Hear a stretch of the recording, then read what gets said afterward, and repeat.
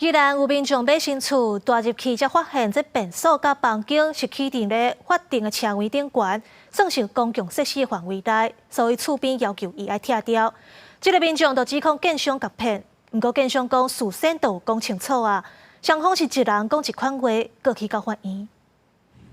查某囝买一间一楼厝，互爸母替休大，验过大日期了所发现，房间甲便所因为是起伫咧法定停车位，是公共设施，算违建爱拆。那会创来这款厝互我安尼？所以讲，即摆嘛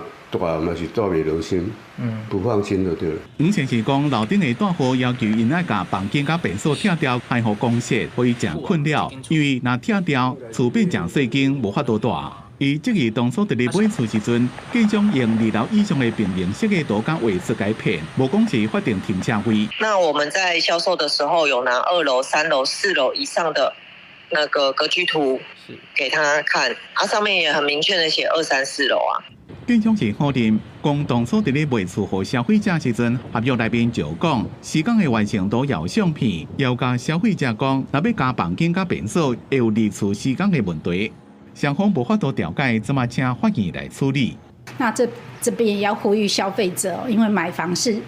大事，所以你自己一定要先做一些功课，千万别只为了说建商或代销公司跟你说的天花乱坠，你就全部相信他的